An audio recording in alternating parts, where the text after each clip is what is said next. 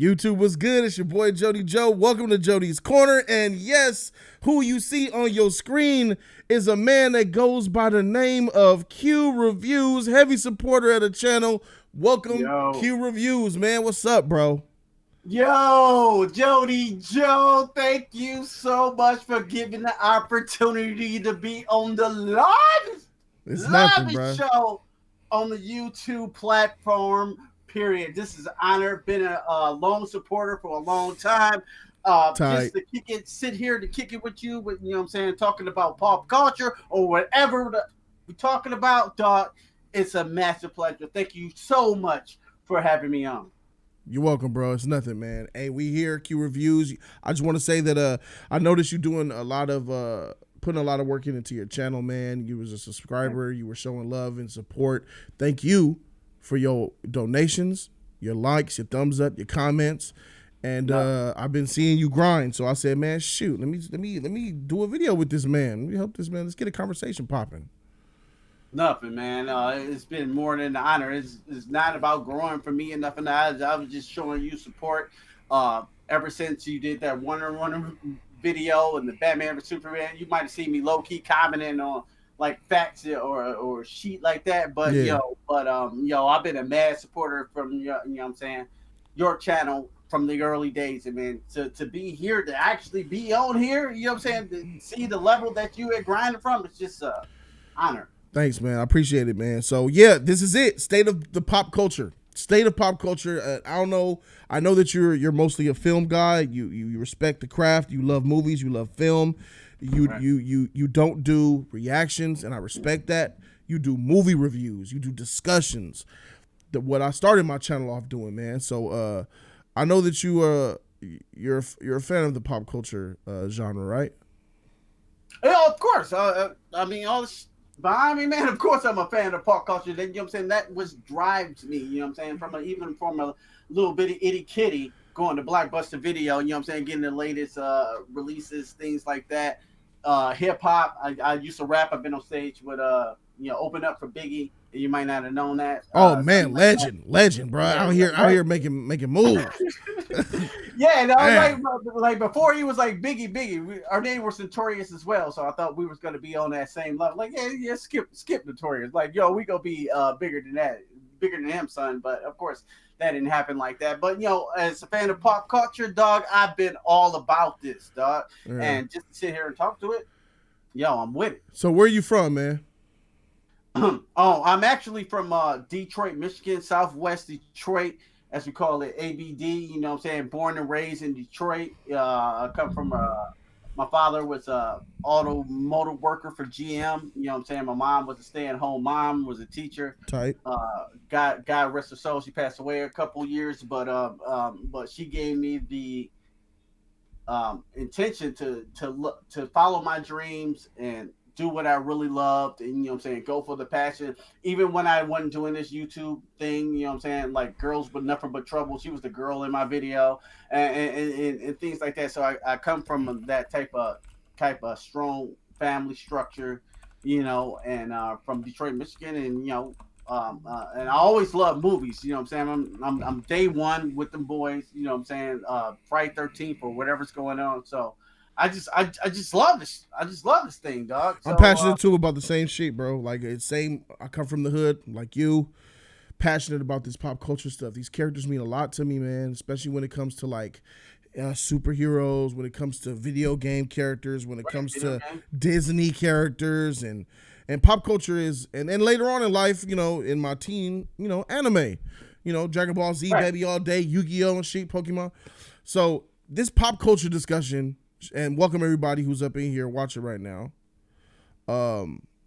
This pop culture discussion is going to span across the entire pop culture spectrum, which like I said, what is pop culture? Anime, cartoons, superhero, even action films. Like I think Die Hard, Lethal Weapon, that's pop culture too, man. You know what I'm saying? So Bad Boys. Bad Boys, bro. Speaking of Bad Boys, I want to tell the world what you thought about that shit, bro. What you think about that Bad Boys, bro? Was I gassing it? Yeah, no, you went. Yeah, you was gassing it, but it's worth the gassing. All right, for sure. Bad Boys 3 is the best out of the franchise. I'm saying, dog. It's better than 2. It's better than 1. I think story wise, dog. And emotional wise, yes, and emotional wise, yeah. How the characters push that fucking movie forward. That was just the Bad Boys I think I needed in this day and time of being the age that I'm at. Yo, I think that was the best Bad Boys in the franchise. Action, I think Michael Bay might have put a special stank on Bad Boys too. That's good, not bad. You know what I'm saying? I think he just got a special flair for action, but I think Bad Boys 3 story wise and the passion behind the camera, behind the acting, those dudes brought that. I agree, bro. If we're gonna talk about story, it's the best story, bro. This is the best story out of the 3. Character, best character development, bro. Emotion, right? The rawest emotion. Action, I would give to part 2. Comedy, I would give to part 2. And right over the top, just part 2 is my favorite. I got, and I officially did it during Jody's Corner Live. I told E before I went live. I said, bro, I got this over part 1. So right now, it's part 1. Wait, part 2 is the best. Then 3, then 1 for me. So part 2 is your favorite though. So that's my favorite. Part 2 is my number 1, and then Bad Boys 3, Bad Boys for Life, and then Bad Boys 1. Mm-hmm. Yeah, man. Yeah. Only like I said when I did my review, my only gripe, I wish that action could stand up to the level of either a Michael Bay or like a John Wick or a Mission Impossible 6 or something like that. If they would have had that. Yep. If they would have had that movie would have been a perfect 10 to me, straight up. Hey, so let's talk about, man. First of all, shout out to the people in the chat. HG Squeezy, I see you. Shogun Assassin, Kevin Castro, Uso. What's up with you, Uso, bruh? Nirvana's here. Lazzy 38, Sus Gang. Killmonger. Want to know how old you are? 43. 40 Trey. I know. You don't look 43. You don't look 43, bro. Yeah. That's what a lot of people say, though. You know what I'm saying? Yep. That's my real age. Born 1976, May 6th. Oh yeah. Still fly, huh? Yeah. If I kept 100, you look. I thought you would have been like 31 or 32 or some shit. Damn. All right. Yo. I take it. You know what I'm saying? Drinking the blood of virgins. Yeah. Drinking that baby blood. Do you know Andrew Finesse? Andrew Finesse, I think so. You know what I'm saying? Name sounds familiar. He watched my channel. I don't know. You know, he sound real familiar. So you know what I'm saying? I don't want to count you out later that I don't know you. Name sound familiar though. Yeah, they can't believe the 43 sees him. What's up, Arog Spidey? It's good to see you in the chat, man. That's tight, bro. So I got the bam. That's up now. All right, so let's talk about what pop culture's at right now, bro. It's 2020.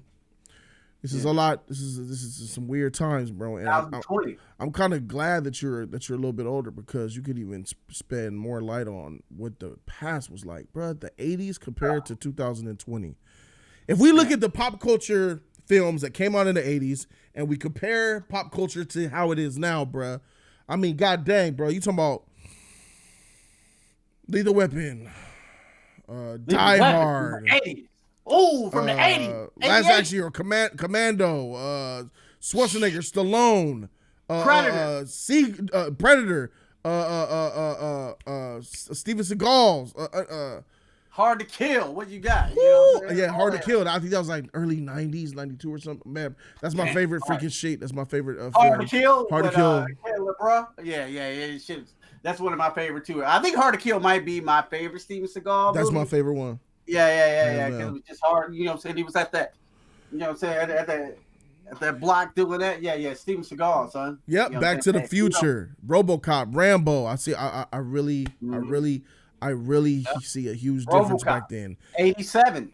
Yeah, right. I seen that at the drive-in. So RoboCop was in the Guinness Book of World Records of being the most violent movie ever made at that time. I think Rambo, that not the newest Rambo, but the one before that, 2008.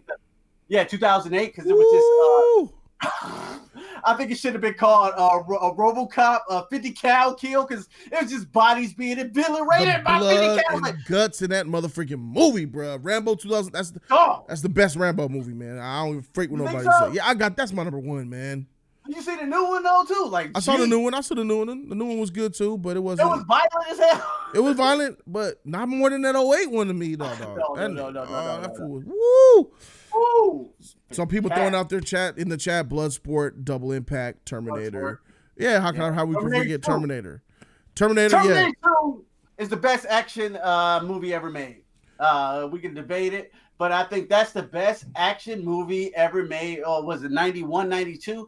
Dog, everything in that movie hits on all cylinders. Like, it's the perfect sequel to me.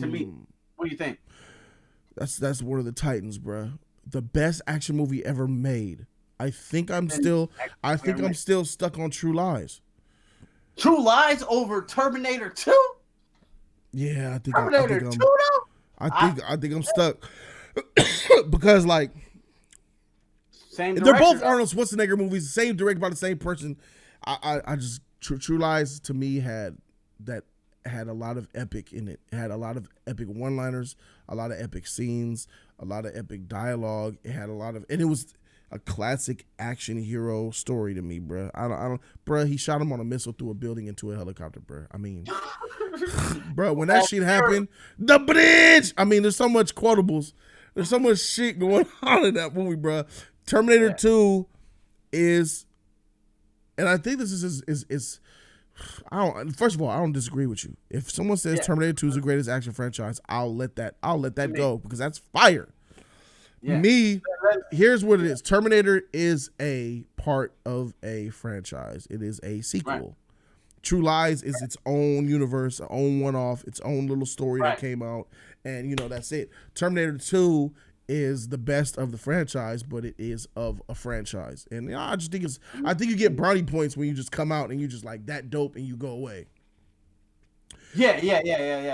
I give it to for the time when it came out for me. Yeah. I remember how hyped that was. It had Guns N' Roses, MTV, just before they really played rap on MTV. That's how, what I'm saying, we're taking it back then. You know what I'm saying? So like then when you seen that action movie, for the time, I had never seen a villain like the T-1000, played by the great Robert Patrick. Son, he didn't even say shit in the movie. All he was about that business every step of the way. And they tried to replicate that, but they never came close to the original Terminator 2. What you mean he didn't say something, bro? He was talking about, yes, Wolfie is fine. Wolfie is right here, son. Please come home. Yeah. Have you seen this Your boy? Parents are dead. That was it. Otherwise, it was like, it was like this or yeah, I know what you mean, though. I know what you mean. Guy. You know what I'm saying? And he was the police. I mean, I just think all the concepts and the action and the pacing of that movie and how they switched it around, it's just my personal favorite action movie of all time. I like Die Hard. I do got mad respect for True Lies too. Yeah, I'm gonna say this, bro. I'm gonna say this. T2 is top 3 for sure. If you could put top 3 action movies, do you think you could do it? Let's narrow it down. Let's narrow it down. Let's not go all time. We're not gonna go all time. I go all time. You already have a top 3? You have a top 3 all time. That's gonna my brain hurts trying to think because top 3. Top 3. All right. Let's think it. Can we say top 3 of the 80s and 90s? Yeah. Ooh, shit. So I'm going my top 3. Give me Terminator 2. I'm still riding with Terminator 2. Terminator 2. And, give me Terminator 2. Give me 1999's The Matrix, though. Okay. Give me that. All right. Give me that for the time it was made and the action movie, what I'm saying, that it is. Lawrence Fishburne, Keanu Reeves. Man, let me do a fact check. Make sure that was 1999. Right. Man. Yeah. I got a weird thing. I got a Rain Man thing of knowing when movies was out or the time it was going on. So I think that's 1999. It's got a weird. All right, thing, Men in Black. Men in Black. What year? Men in Black was the first Men in Black was 1997. 98. Give me 98. I think it's 97. Oh shit! I I think it's 97. was gonna say 97. I think it's Yeah, yeah, 97. yeah. Tight. Yeah, yep. All right, so let me 'Cause I see. What top three? You gave me what, two? Was that two of them? yeah, give me Matrix, give me Terminator 2, and What give else? me I think you're gonna mess up. You're that gonna think about it later. You're gonna regret it. You said who? action.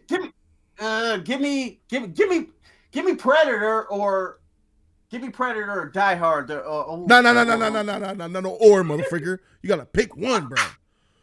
Nah, all right, bro. give me See, that's what I'm saying. man. That shit is hard, bro. Let me just look. Here's top three. Here's my top three that comes to my head. This is not an official top three. If I go home and think about it and write down and think, off the top of my head, top three: True Lies, Respect. Die Hard with a Vengeance, Ooh. Terminator 2. Ooh, yeah, yo.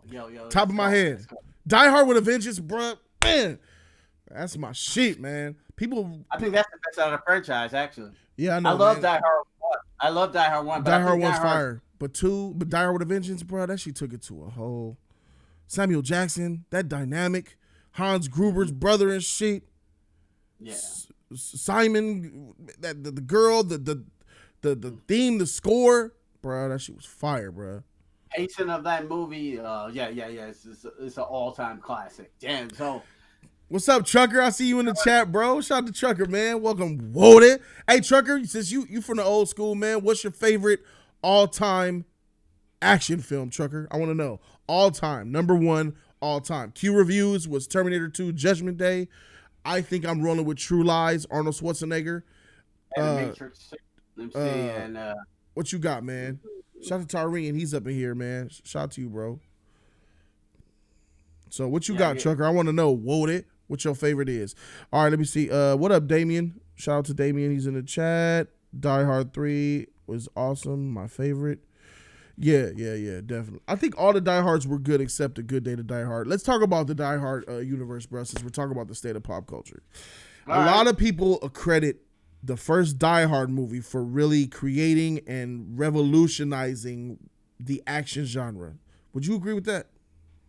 Yeah. So we talk about 1988. So we talk about 1988. I don't think action movie has been done on that level at that time. Well, high rise, freaking billions, explosions, what weird foreign terrorists coming in there. Like at that time, you know what I'm saying? We all in pop culture. We talking about malls and things like that and buildings that we visit. So to see a regular guy like Bruce Willis go up against this major threat at that time in 1988 was just monumental, and it took place in a Christmas atmosphere. Is it a Christmas movie? Well, people call it a Christmas movie. Like I think, and I was talking to Andy on his channel, and he says the number one Christmas movie is Die Hard. Whoa! Home Alone exists. Home Alone exists. I don't think Die Hard is should be labeled as a Christmas movie, you know, because it's not really about Christmas. It's just happened to take place at Christmas. Same as Gremlins, right? Nirvana disagrees. It's a Christmas movie. Hey, see, that's what I'm saying. A lot of people. Hey, I think Home Alone wrecks it as a Christmas movie. I mean, Home Alone is a Christmas movie, though. It takes place at Christmas, and then it's about Christmas. Mm-hmm. Scrooge is about Christmas. You know, Christmas Vacation is about Christmas. Gremlins, they get a Christmas present for Christmas, but does that make it a Christmas movie? I don't know. You know what I'm saying? The overall plot and thing, you know what I'm saying? We get into this, we going down a long Ashton Lampkin. What's up, bro? He said, thank God it's... Oh, never mind. What's up, Jody? Hey, what's up, Ashton Lampkin? Shout out to the Deuces, man. Echo Base Network, $5 donation. Shout out to you, Echo Base Network. I appreciate you. Not sure if you're free tonight at 7 p.m. Central Standard Time to jump on our stream after the premiere of our documentary that you're in, but would love to have you on.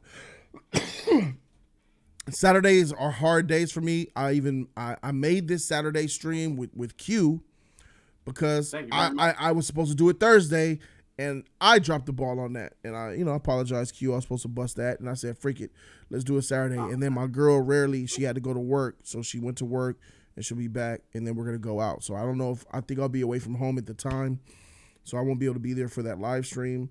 but I will probably check it out on my phone if I'm available and stuff, or watch it later, man. But thank you, man, for putting me in the documentary and shit, even though I wasn't in the actual trailer. So yeah, they're calling it a Christmas movie, and Die Hard 1 and Trucker, he says Die Hard 1 is his favorite all-time action film. So a lot of motherfuckers be gassing that shit, bro. And to be honest, it deserves it, because Die Hard 1 is dope. It's a dope freaking film, but I think that it might be a little bit it's overrated.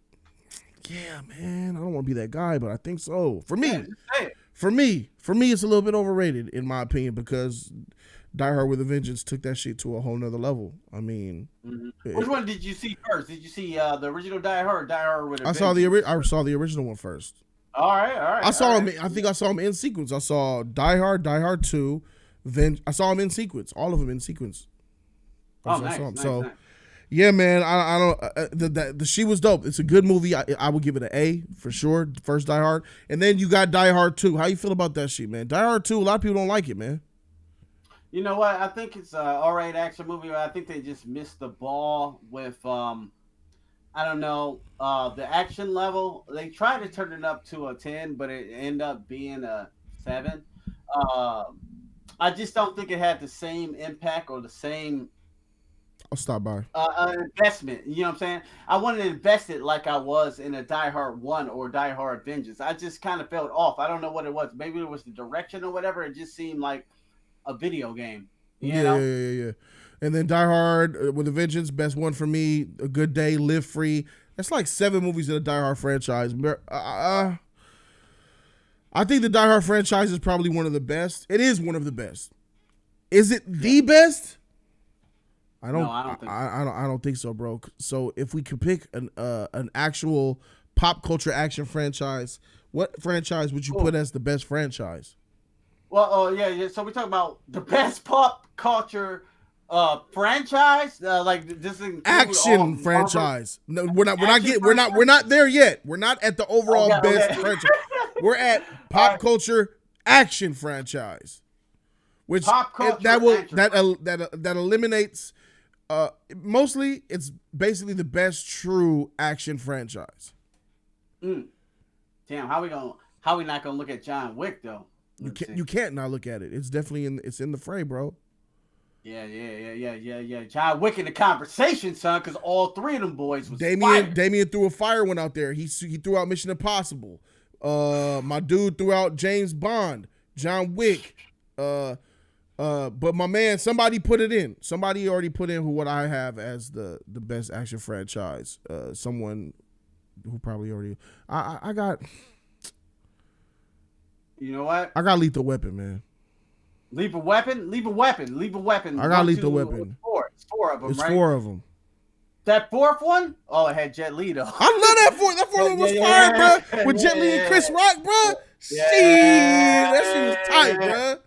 Shit was fire.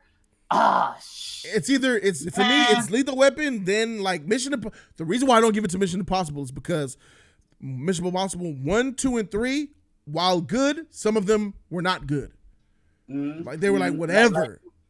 Yeah. You know what I'm saying? But Mission Impossible though, the rebirth of Mission Impossible was dope. The rebirth. If the rebirth is its own, it's the best. You have to throw Fast and Furious in that mix too, right? But you know what I'm saying? Because but Fast and Furious got a lot of duds though. Yeah, they got a whole lot of duds, but they had a rebirth when Rock came into the franchise with 5, right? Yeah. So, shit. So if I had to narrow it down, man, Mission Impossible looking real good to me right now. But what about Mission Impossible 1? What grade would you give that movie if you could just throw a grade at it?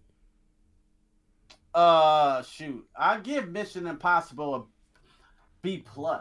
I got a B for it. Mission Impossible 2 drops the ball for me. Yeah. I feel you. Mission Impossible 3 was good, but not that good either. It was good. I would give Mission Impossible 3 like a B-. Yep. Yeah. What was the guy's name who passed away? The white dude, chubby dude? I forgot his name. The dude that was in Mission Impossible 3. Yeah. It was very European. I forgot. Chad will know. Echo Base Network, shout out to the 5. Appreciate you, bro. He says, yeah, we had someone else make the trailer for us.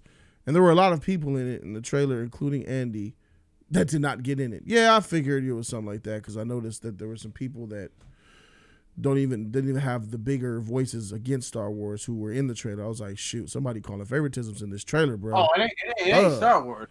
I'm like, some of these faces I see are like new booties who just climbed on the Star Wars hate bandwagon after it became popular. There was only a couple of OGs that just hated Star Wars from jump when Episode 7 came out.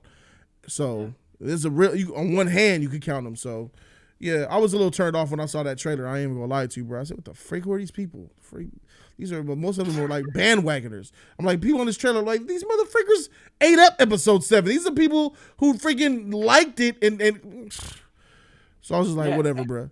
Yeah, you called out Episode 7 at first. I remember when you seen that. But I had a bona fide rant on that movie, bro.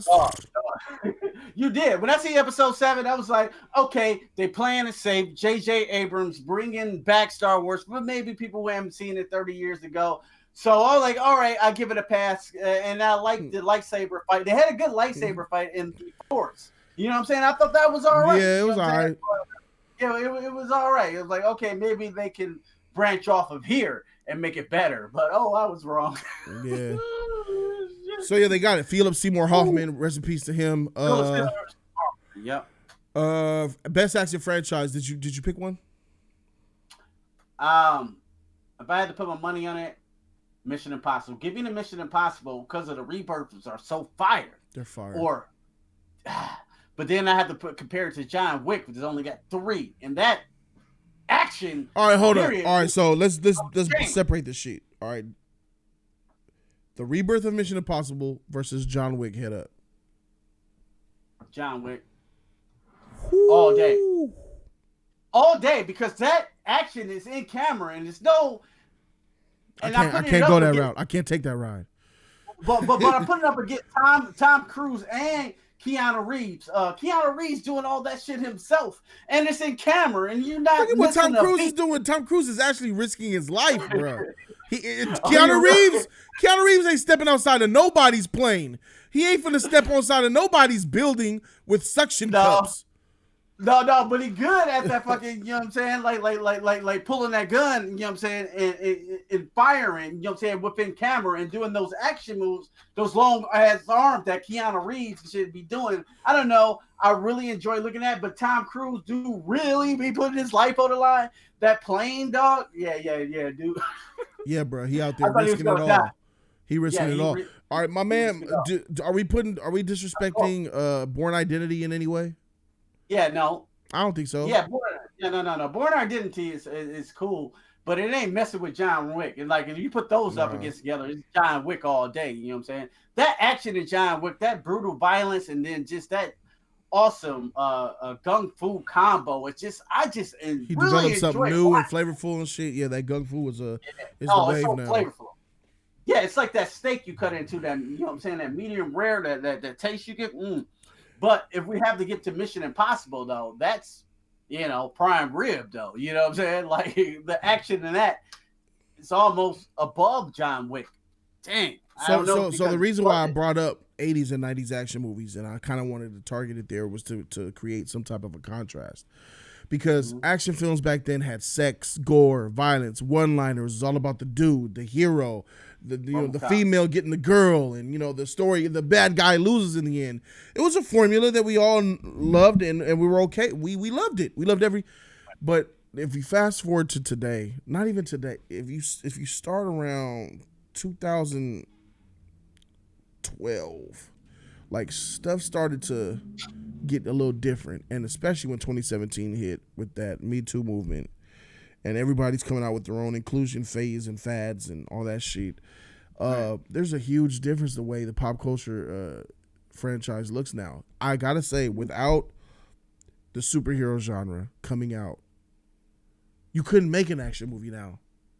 I used to think that the superhero genre eliminated true action films, bro.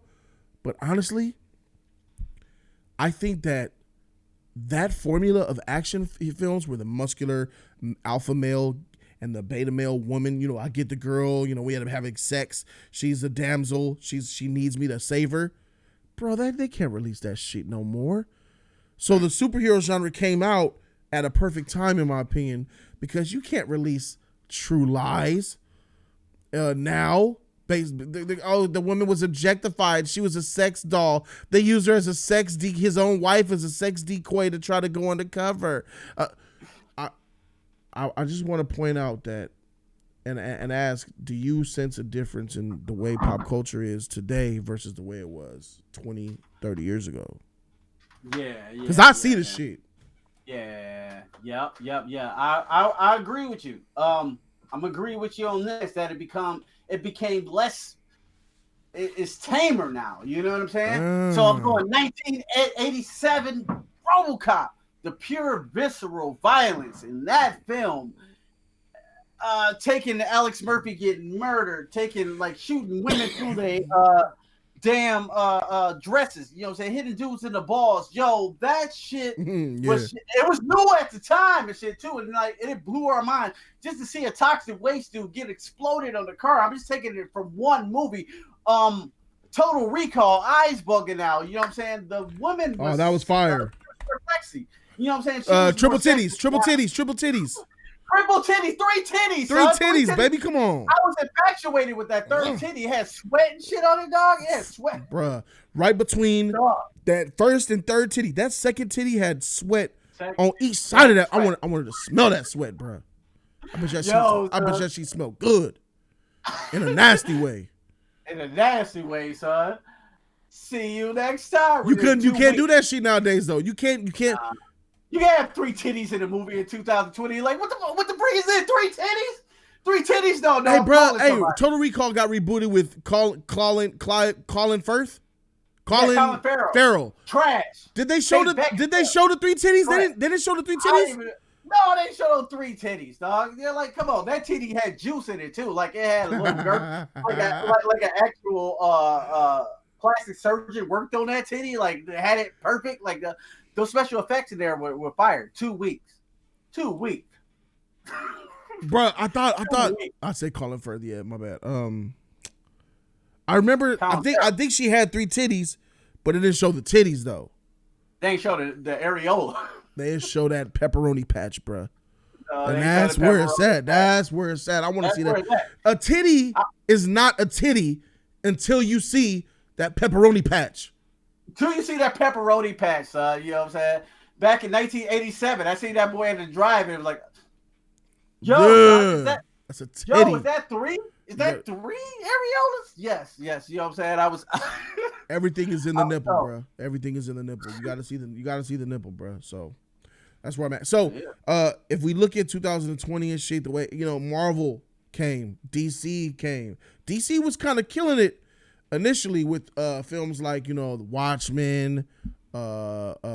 Superman Returns was I thought it was a great Superman movie, but it didn't do that well at the box office. But Batman Returns came, Batman Begins, Dark Knight Rises, V for Vendetta, and they were pretty much doing their thing. And then here comes Marvel in 2008 with the MCU and Iron Man, Robert Downey Jr. and shit, which kind of like blew open the whole entire spectrum. And that's basically the current state of where pop culture is today, right? It's superheroes and John Wick, and it's superheroes, John Wick, and Mission Impossible. Mm-hmm. Am I leaving anything out? Movies like Logan and Joker. That's still comic book. It's DC and Marvel. Yeah, DC Marvel. It's DC, Marvel, John Wick, and Mission Impossible. Is there any other franchise that I'm leaving out? Because there's only 4 of them that I just like. Fast and Furious, I can't put in there. Kingsman, I can't put in there, really. Hey, he did say Bad Boys 3? Yeah. Since they came back, I guess they could count. Yeah, it's 2020. Yeah. Bad Boys 3. After 17 years. James Bond. That's another one. The James Bond. But look, and then what's up? What's the shit with James Bond, bro? We're over here having debates and arguments about LaShonda Lynch being a 007, being a James Bond, bro. As a black man from Detroit, where do you stand on that, bro? Maybe I'm off. What's your take on LaShonda Lynch potentially being a 007? I don't like it, to be honest with you. Daniel Craig's James Bond. This Casino Royale. Yeah. That's who I'm riding with. You know what I'm saying? Like, you know what I'm saying? Maybe I want to wait to see the movie and see how they change up. You know what I'm saying? The contracts. But right now, Daniel Craig is James Bond. So the woman aspect. Not that I hate women or anything like that, or have a problem with her playing the 007. It's just to me that a 007 status goes to Daniel Craig or somebody like that. You know, I just don't see her being a 007 carrying forward. So, like, if Daniel Craig was in this movie, I'm looking at the next 2 years. Am I going to pay a ticket to go see her in the theater? I don't think so. I gotta respect the Bond creatives, because they came out recently and they said that Bond will be a male. That's how we created him. We want him to stay a male, and we don't see him ever being a female. And females should get, we could create roles for women. Women should seek out original roles and build from the ground up. What's your take on that? Yeah. I got Black Widow coming out. Yo. That's a James Bond that I need, right? Yeah. Yeah. Okay, so good. So now we know that. Now I know the world knows that where they stand with Bond, because I was shaky with it. I'm like, man, are y'all really finna give in and just let James Bond, a classic, iconic character, be gender swapped and race swapped in one movie?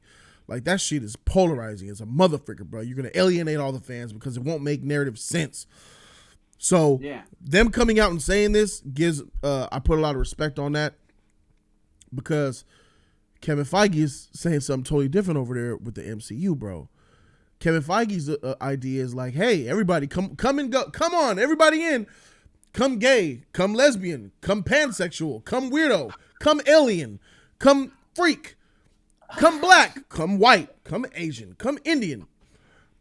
I understand what they talking about, though, bro, but I think that's if you're trying to keep the quality of film, sometimes you just can't go with a certain with anybody, any demographic or any race. If I'm trying to make let's use James Bond, I can't do it with a woman and expect the film to make sense. Because if I cast 135 pound woman to fight trained CI operative 300 pound, 200 pound males, ragdolling them and shit, now my movie looks ridiculous. It look like a comedy. Exactly. It's gonna look like Charlie's Angels. Yeah. It's not gonna. You're not gonna believe it. You know what I'm saying? Yeah, you're not gonna believe it. You're not gonna believe it. So I think Kevin Feige, I understand what he's doing, but I think that he's doing a little bit too much trying to be seen, in my opinion. I think he's trying to look like a guy who, hey, everything's good over here. Come this way, sunshine and rainbows all day. I think Kevin Feige's he's smelling too much, man. What's your take on Kevin Feige and the way that he has been managing the MCU from the beginning to where it is now? Right. So from 2008 to 2020. Who? So, like, Kevin Feige, man, who's the man with the master plan? Feige. He started that 2008 Iron Man, and I bet before even Cameron started rolling, he knew he had a plan to where it wanted to end up even 3 years later. You know what I'm saying? So, mad respect to Kevin Feige. Shout out to Feige, bro. Building the Marvel Cinematic Universe what it is today. It's still a Titan, bro. I'm not trying to take no credit. MCU is still king. It is the Titan right now. It's king. It's king. It is king. And but now in 2020, now with all your major hitters missing, Iron Man's gone, Captain America's gone. Bro. A couple other characters are gone now. This is what it comes out now. You don't have the star power that you might have had, including somebody like, especially Robert Downey Jr. You know, we still got other players to go. So, do you say yes to everybody and destroy your brand? Like, okay, let's put Captain Marvel in the head of you know what I'm saying, MCU to move this forward, I think that's a mistake. I just don't think people latched on to Captain Marvel like they were supposed to. And of course, I don't like the movie. I know your thoughts on Captain Marvel. I think it's trash, bro. Yeah, it's trash. It's right, trash. that shit was trash. It's one of my least favorite movies in the MCU, and I don't think Brie Larson can carry this forward. She could be a back supporting character, but you got to have something to push this thing into the next 10 years, really. And you don't have a Robert Downey Jr. You really don't have a Tom Holland. But that's the point. You got to build up. You got to build some characters up. Now, let's look at the MCU slate of characters and actors that we have right now. Who is the next guy to be built up into that dude? Who can fill the shoes of Captain America, and who can fill the shoes of Robert Downey Jr., Iron Man? I don't see it right now, honestly. And even though Chadwick Boseman from Black Panther, does he have the charisma and the personality to carry 6 films moving forward? Does Chadwick Boseman have that, you think? What do you think? Yeah, I think he could do it if he gets. You think he can do it? I think he could do it if they give him the opportunity. I feel like they're sidelining him, man. They're throwing him to the side, bro. I'll never forget. I'm not going to forget this. They might try to bring T'Challa back into being that dude now, since Spider-Man's gone, Iron Man's gone, Captain America's gone, and no one gives a freak about Brie Larson no more. Maybe they'll be like, hey, T'Challa, you want to, like, man, you threw him to the side, bro. You used him for his $1.3 billion and said, and now your sequel's coming out 4 years later. Nobody's talking about him. No one got him on the front of the. Right. They're putting no respect on this fool Black Panther's legacy, because honestly, Feige just said, go ahead, throw the black movie out. Let's see what it does. It doesn't really matter what it does. We just got to, for the blacks. And now that shit is epic. Yeah, that's something we talk about pop culture too, because I think they threw Black Panther out in February. They knew it would do good, but they didn't know how it would do. You know what I'm saying? Yeah. And it turned out to be almost a $2 billion movie. It was their most successful superhero solo film. It's their number one grossing superhero film. You think Kevin Feige believed in that shit like that? Heck no, he didn't believe in that shit. He was taking people to go work on Infinity War. You took resources from Black Panther. Yeah. While Black Panther came out, they was going to work on Infinity War. Black Panther came out, and we showed up. And the others showed up too. They had to. Everybody showed up, but the blacks said, "We here." And you know what I'm saying? They put it out. Bad Boys. We showed up. They put that shit out in February. Yep. For a reason. Yep. But the blacks, they didn't believe in it. Where's the safest place to put a black superhero movie? February. February, Black History Month. Look at Jordan Peele. Get Out came out February. Because they we'll give this a chance. Pandering to the black audience. Pander to the black audience. If this do good, we'll recognize it at the Academy Awards. But they won't put that shit out in June, midsummer, though. You know what I'm saying? It's just a weird thing like that. They don't believe in us like that until we show up. I don't think that's true, Lazzy. He says other people showed up because black people hyped it up. Nah, I think other people showed up because it was a Marvel movie, number one, and number two, it was good. It was a freaking good Marvel MCU movie. That's why people showed up, I believe. Coogler directed the shit out of that movie. You know what I'm saying? Because black people show up. Black people showed up to Black and Blue, my dude, and love that shit. They hyped that shit up. Black and Blue, Black and Blue. White people ain't following that shit. No. They showed up to Black Panther. Oh yeah, it's Marvel. We can trust. This is a trusted brand. Kevin Feige. Me and Kevin Feige, but Marvel has our best interest. I can bring little Billy, and that's why they showed up. But black people showed up because it was an all-black cast. Angela Bassett, Michael B. Jordan. This is all their favorite shit. Costumes look fire, and that's why it brought it to the level that it was at, and that brought Marvel's brand even higher to what it was at. You know what I'm saying? Imagine there was no Black Panther and it was just Infinity War. Infinity War would have did great. Don't get me wrong, but it wouldn't have did like it did if it wasn't for Black Panther coming right after that shit. Black Panther was in the theater the same time that Infinity War came out. That shit came out in February. And Infinity War came out in May. People were still seeing Black Panther. It boosted the success of that, They pushed Infinity War back to April 27th, didn't they? Yeah.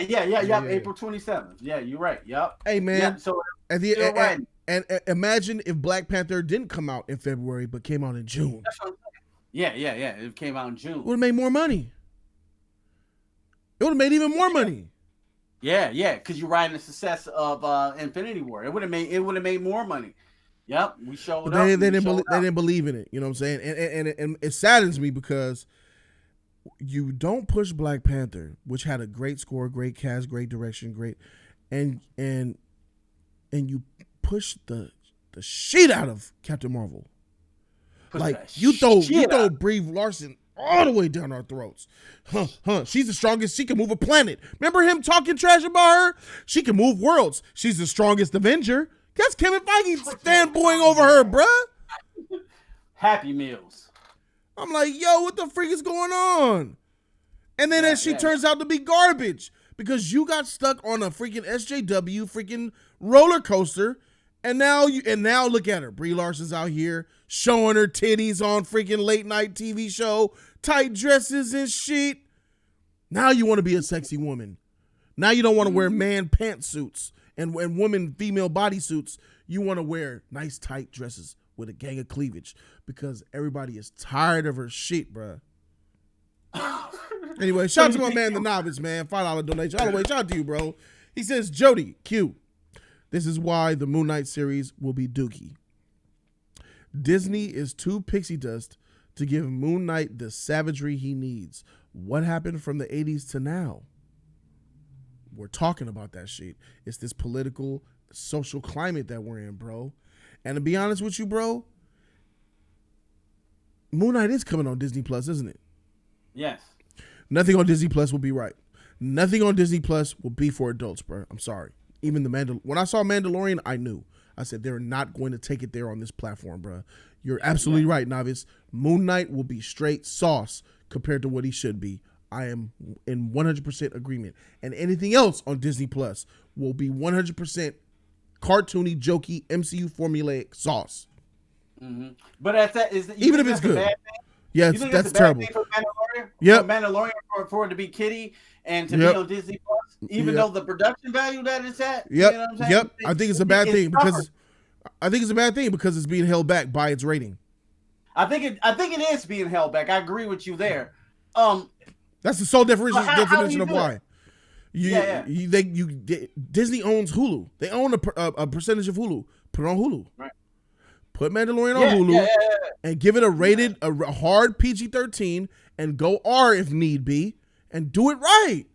Like, do you think it'd be more successful if it was on Hulu if it had a PG-13 to R rating? Do you think the ratings would be higher than it is on Disney Plus right now? Yes. Agenda? Yes, it will be higher. It will be a lot more successful. People will be raving about it even more than now. Yes, absolutely. Mm-hmm. We never had a Star Wars rated R content as of yet. It don't even have to be rated R. It could be that hard PG-13 that you can still match to everybody else. Think of it like this: Winter Soldier had dark elements. Endgame had dark elements. Mm-hmm. People got beheaded, decapitated. There was blood. There was real blood in that freaking movie. Yeah. Black Panther had some of it too. Why can't they do that with Mandalorian? Mandalorian does have some darker elements. What did you get from Mandalorian that was dark? Okay, the robot died. A couple heads got robot. Wait! Stormtrooper heads were on like spikes and those weren't heads. Those were helmets. There was help, but it was insinuating that exactly insinuation. You saw Thanos' fleshly head decapitated. Yeah. His eyes was cocked and shit. Nebula had to close them bitches. The blood spatter hit Nebula on the face. Come on, nah, man. Yeah. They're insinuating the violence. I would say Attack of the Clones when Samuel Jackson cut off Jango Fett's head was probably more violent than anything happening in Mandalorian series right now. But they're insinuating the violence that is trying to push it. I mean, it's the highest rated streaming service of last year. I think it's only because of Disney Plus. Yes, but I agree. I agree with you. It's only because it's the Disney Plus show, and that's all really the Disney Plus streaming service had, and it was a good show. Mandalorian is a great show. I'm not down in that. I'm saying what I think it's a travesty. And should it be the boys? Bruh, Amazon needs. If this was on Amazon, bruh, it shouldn't be the boys. Not like that, but it could be though. Burning out people's eyes and shit. So it could be though, because we know in real life. Because the Mandalorian, bruh, the way they're portraying him in this Disney Plus series, that's not really who he is. He's a murderer. Yeah. He's a killer, but he don't kill. He'll laser blast you. Pew, pew, pew. That's it. That's your legend. The legend of you is shooting people with a gun from far away, and that doesn't show gore. I mean, come on. I know you got all those gadgets. What do you got a flamethrower for? That's because you were burning niggas. Burn a stormtrooper's face, and I want to see his flesh stick to that bug. That's just me, because I'm, I'm saying, I'm kind of sick. But you got Giancarlo Esposito, Gustavo from Breaking Bad in this motherfucker, and you got this man. Look, this is a good show, Mandalorian, but it's being held back by its own network. By Disney. You know what? It's true. It is being held back from the potential of greater storytelling, especially the underground bounty hunter stuff. That maybe serves a better suit for Hulu. But I see what they try to do. They bring Boba Fett to Disney, and then everybody want to, go to it. Oh yeah, we got our own Boba Fett. Old nerds like us and new people like, we got Mandalorian. Let's check it out. But I do agree with you that it'll serve a better shot. It would be a better show if it was on like a HBO, Hulu, or Amazon. Season 2 is going to be more of the same. It should be great, but it'll be held back from that real shit. When stuff is supposed to get real, that last 2 episodes, it should have got real, but it was so toned down because it couldn't never cross that line, and it started to affect the story. It was affecting the direction, and it affected the characters, because when you don't take it, when you set up and you pin me down in a situation where it's life or death, and I still managed to find an escape route that shouldn't have been possible, and it's only possible because you're dodging a rating, that hurts it. And that's what Mandalorian did in the last 2 episodes for me. The last episode mostly. So last episode? Yeah, all right. Yeah. And it was still good. It's still good. It's still a good show. I'm behind it. I'm just like, dang, man. If we look at sticking with the MCU, Captain Marvel, her shit is dying down, even though they're gonna release a Captain Marvel 2, and we were trying to figure out who could fill the shoes of RDJ and Cap. I threw Black Panther out there, but he will not. Black Panther cannot replace Cap or replace Iron Man. He could be like a filler where he could carry it on. He can't replace him, but that's only one person. I can't name you anyone else in the MCU right now that could replace Tony Stark's Iron Man. The closest person is Doctor Strange, but he can't do it because he's new. He has his own universe sheet to deal with, and I just don't see it.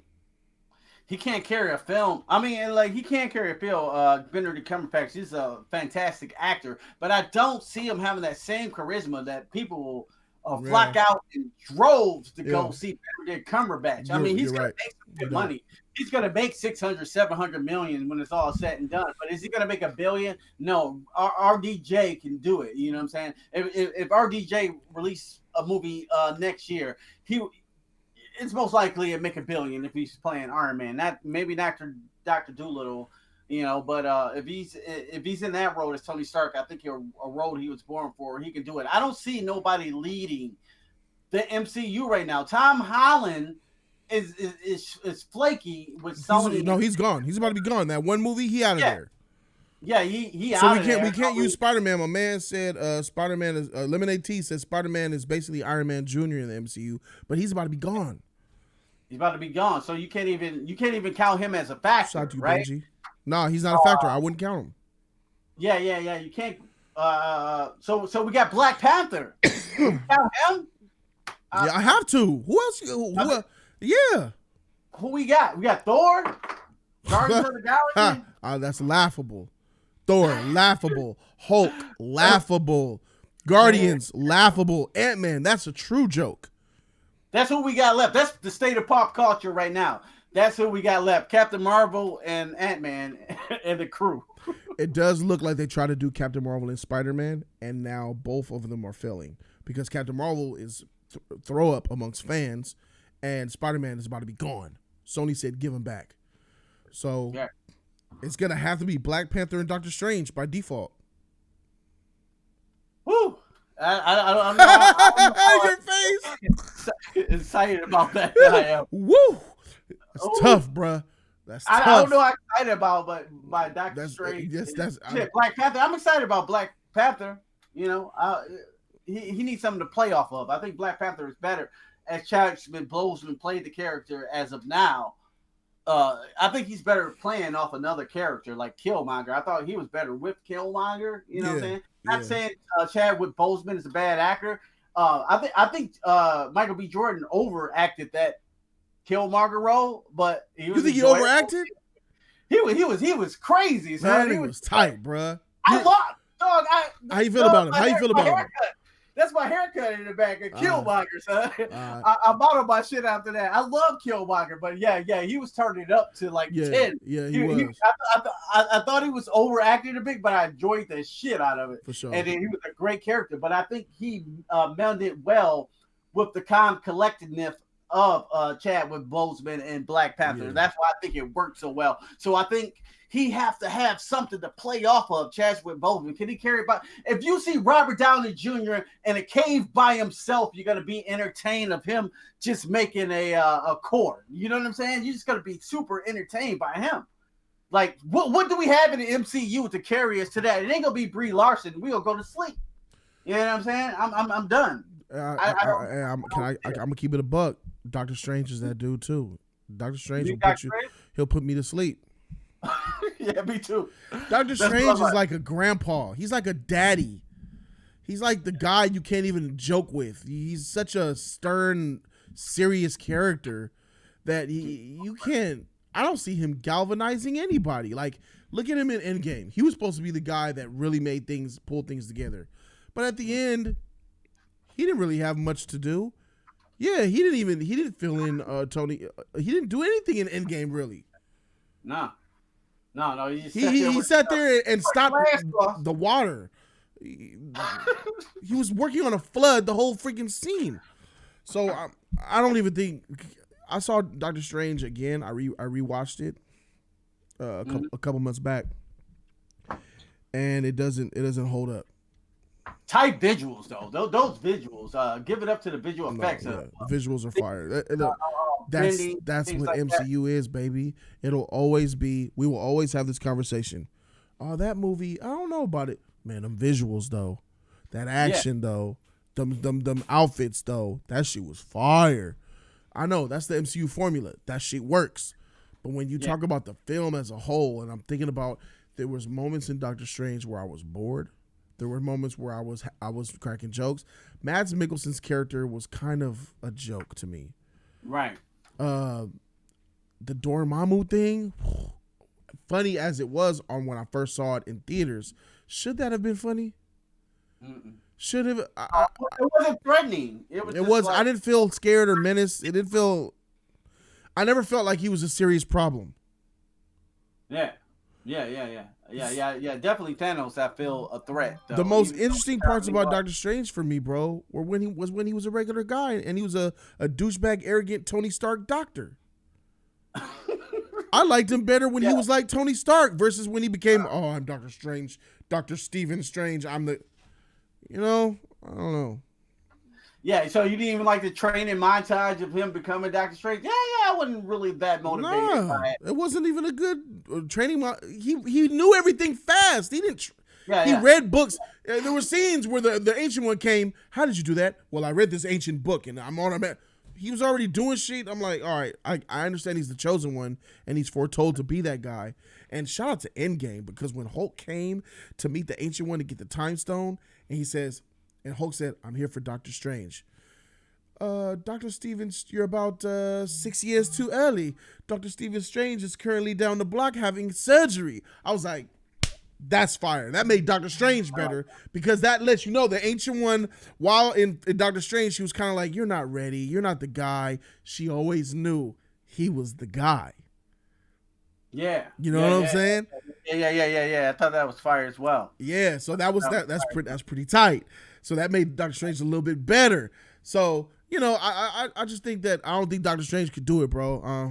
I'm trying to be optimistic, but I don't think he could do it. And then they're losing directions for Doctor Strange. What my boy Stevenson, Derrickson, whatever, they lost the director, the horror director. So they ain't even got nobody to direct the movie right now. Ain't no one's directing Doctor Strange too. Crazy. Yeah. You know what I'm saying? This is Marvel we talking about. Kevin Feige. So how do I feel about Kevin Feige? Man, he better. I don't know what's behind the curtains, but this new upcoming phase, I'm not too excited about, to keep it a buck with you. Like, yo, I you know, nothing's really exciting. Christian Bale's coming on as for Guardians of the Galaxy. Cool. Rumored. I don't think that's confirmed. Rumored. I don't want that to happen, bro. How do you feel about that?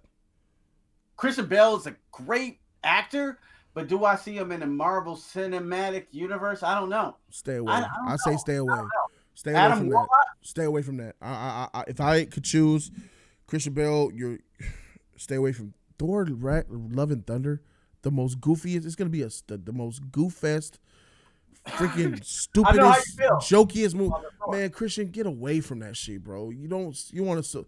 Nah, bro. I don't want him to be a part of that. He's a real actor to me. He's an actor's actor. He's a film guy. I don't want him. Exactly. I feel like Christian Bale, honestly, he's too good for the MCU. Damn. That's some real shit. So that's like Leonardo DiCaprio. You think Leonardo DiCaprio? Heck no. I don't even want to see Leo in a I don't want to see him even in a DC movie. Yeah. I don't think outside of a film like I could see him doing something like The Joker. Like a film like that. You're supposed to do the Joker, I think. See, that's it. You know, nah, bro. Leo, you just don't stoop down here. Look, listen, I love pop culture movies. They're fire. But y'all, right. Do what y'all doing over there. So we think it's a certain tier of actors that should not stoop to these levels of movies. Like, okay, Joaquin Phoenix played the Joker. I mean, Joaquin Phoenix is like. This is what I'm saying. DC is a little bit different because they actually have a knack for making superhero comic book based movies that are still quality cinema. So if they do the V for Vendettas, if they do the Watchmen, and if they do now the Joker, I can absolutely see Hollywood acclaimed actors doing movies like that. Joaquin Phoenix does not take any L for doing that comic book movie because it's a great story and it was made to be great cinema and it got nominated for a lot of Oscars. So yeah, it got the most. Yeah. Like shit. That's the movie that they took a chance on. Like, oh yeah, I don't know about this movie. Same thing in Bad Boys. I don't know about this movie, but I'll give you $50 million and let's see what it do. I'm not throwing shots at superhero movies, Killmonger. I'm only keeping it 100. 100. Movies like Joker. Yeah, movies like Joker, Watchmen, V for Vendetta. Those are comic book movies that are also good film. Good stories, great acting performances with the intent to bring quality. Mostly when it comes to, if I'm looking at the DC film universe, that and especially the MCU, which is known to be jokey, bright, lighthearted, all inclusion. I don't want to see the actors that I love and that respect and renowned actors be a part of that circus. It's like a circus. It's like a circus, and I don't like that shit, bro. I'm just keeping it 100, man.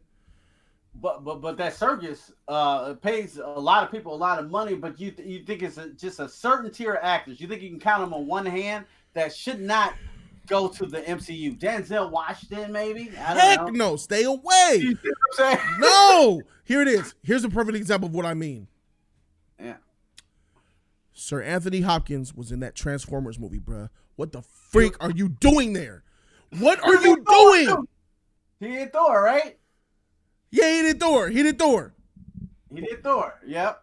But that was like he was a tight Odin. That was tight. I kind of like Anthony Hopkins. I think that was tight. I kind of like him. I don't remember him though. Like if I go like your birthright. When he yells, the universe shakes. But in that Transformers movie, bruh, when he's running around with these robots and he gets blasted and flips and dies. What are you doing here, Sir Anthony Hopkins? What the freak are you doing in this robot movie? Sir. You're Sir Anthony Hopkins. All the legendary roles that she... I understand sometimes an actor wants to break free and have fun. Let me show you how an actor breaks free and has fun. Harrison Ford hates doing Star Wars movies because he's too big for it. He's Harrison Ford. But they pay him so much money, he's like, fine. He's doing favors for people. You know what he did to finally break free and break loose? He didn't go do a Marvel movie or a Transformers movie. He's doing a Disney movie where he's out with his dog, running around the earth, finding peace and prosperity with his best friend. That's what people do. Do something like that. Anthony Hopkins is in a Transformers movie, bruh. Getting blown up by missiles. Looking crazy, dog. I didn't even see that. I was embarrassed about that whole shit. Like, why is Anthony Hopkins here? And why is this whole movie existed? Yeah, so I feel you. He's above that shit, dog. Yeah, I think you're above it. I don't want to sound like a douche, but let's keep it 100. That's like saying Michael Jordan, Kobe Bryant will never be in 3-on-3 basketball. I'm sorry, Ice Cube. I'm sorry. What is it called? The 3-on-3? What's it called? Ice Cube's yeah. It's called 3-on-3. Today basketball. I don't know what it's Kobe called. Bryant, LeBron James, Dwayne Wade, they will never join your 3-on-3 league, the big three. I'm sorry. These motherfuckers are too good at their craft to belittle themselves to join your big three. Yeah. That's what I'm talking about.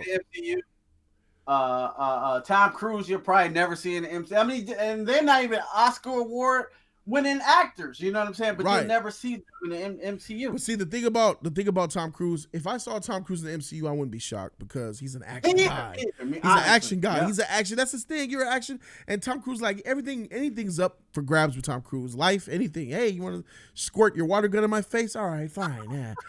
He's cool. Tom Cruise is just tight like that. I can see Tom Cruise in a Marvel or a DC movie. I can see that because it kind of blends with his personality and his style in movies. He does action movies and shit, so I can roll with that. But do you understand what I'm saying, Q? I'm not trying to sound like a douche. I'm just trying to be 100, bro. I agree with you. Shit, like no, you're not gonna see Leonardo DiCaprio in a Marvel movie. Christian Bale, I'll be very shocked as the entire I would too. Thor. I'll be shocked. I'll be shocked. He just played Ford Ferrari, which he was firing like just a person. I had no idea what that movie was about. Thank you, Silent Storm. Person it was, but Christian Bale was firing that. So I don't know how he didn't get nominated. He be trying to fight directors on set, bro. This dude is serious. This dude is serious. You piece of shit, get the scene straight. I'm doing my lines. Don't ever walk there. Get your stuff together. Christian Bale be bodying fools on set, bro. What do you think he gonna go do this shit, bro? You're a nice guy, okay? You're a nice guy. You're walking in my set, lolly. I Tony. Bruh. He was bad as hell. Like, dude, even a villain in a Thor film. Because I'm a Fury said, what if he's a villain in a Thor film? Would that work? Does that help him? As long as he playing like Patrick Bateman, my boy from American Psycho. Oh, I'm gonna go to the next tier so you can review that. There's only one motherfucking villain in all of the MCU that actually did what they were supposed to do and convinced, and they didn't hurt themselves, in my opinion. And that's Killmonger, Michael B. Jordan. Ooh, very nicely said. Look at Cate Blanchett, a renowned actress. When she got cast for Hela, there was no bigger. I was a huge proponent. You guys remember that? I was so excited for Hela to be. I saw, oh, they kind of jokified her, bro. She was cracking jokes in Ragnarok, bro. It was all funny. Yeah, even though she was death and killing, she was still dumbed down because of Ragnarok. I think she lowered her standards for Ragnarok because Cate Blanchett, she one of the best actresses in Hollywood, period. Yeah. She can bring that fire, son. Cate Blanchett, her mouth, just look at her mouth. Just cut the thing out and just look at Cate Blanchett's mouth. Dog, she is fire. I think she lowered herself to play Hela in Thor Ragnarok. She did. I thought she looked cool. Like we saying, we love the costumes and shit.